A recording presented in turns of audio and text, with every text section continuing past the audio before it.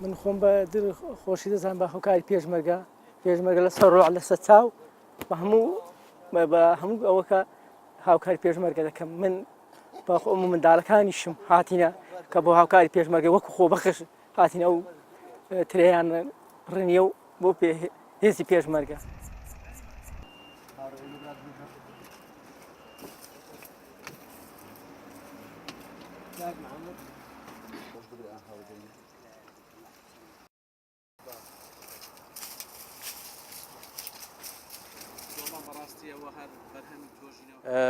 بەرهەمەکەی هەموو ساڵیان دایتمانە کەمپی ئاواران یاخود دایتمانە فەرمانبەرانی وەزارەتمان ئەمە ئەو ساڵی کەمترین شتەکە فکرمان لێکردەوەکەوە برا پێشمەرکانش هەر لەگەڵمان ئەو بەرهەمە بخۆن و کەوا ئەوە کەمترین شتە پێشکەشیان بکەین ئێمە.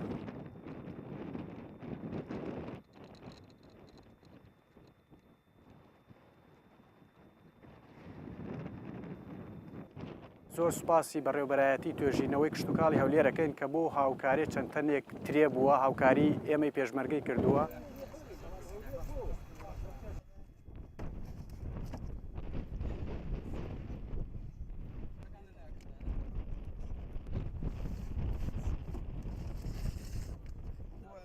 ئێمە زۆر دڵخۆشین و پێخۆشحاڵیشن کە ئێوە بینین لەو گەرمان لەگەڵ هێزی پێشمەرگە و ئەو هاوکاریە گەین ئێمە زۆر سوپاسانەکەین.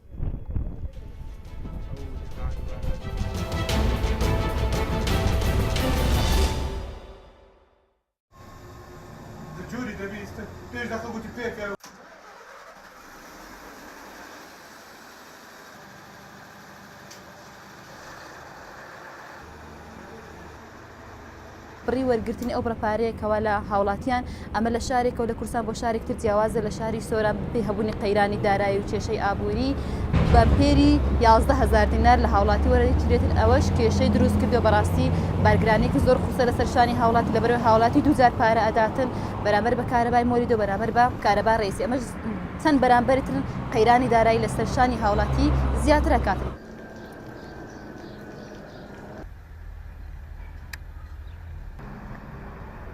بنسبة تاخير بيكردن و زوو پێکردن یعنی خاوەن مۆلد ناڵێن گرفت نییە احتمالی هەیە زۆر جار مشاغلی مۆلدێکی کارپێکەری مۆلدێکی لە کاتێکی 10 دقە 7 دقە 15 دقە تاخیرت پێکا بەڵام ئەگەرەمە ئاگاداربینەوە سەرپێچیە و سزای خوان وەردەگرن.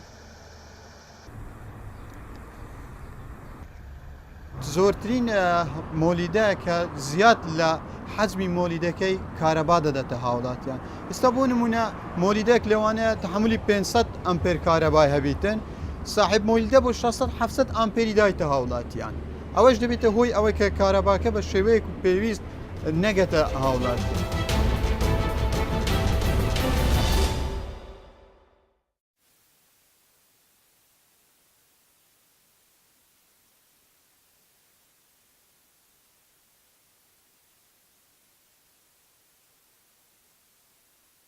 هەموو ساڵێک میهرەجان سەنەویمان هەیە ساڵانە ئەکرێتەوە لە بەغایەن لە محافەزاتی جنوب لەخوا بە زیاد بێ ئێمە هەر ساڵ یەکەمی دەرەچین لەسەر هەموو محافەزەکانی عێراق بۆیە یعنی مەرتەبەیە ئێمە وەرگرین مستەمر بەدەوامی چونکە ئێمە لێرەوە زۆر حەریسین بە تعلیمی ئەو سەنعەتانە بۆ مامۆستاکان.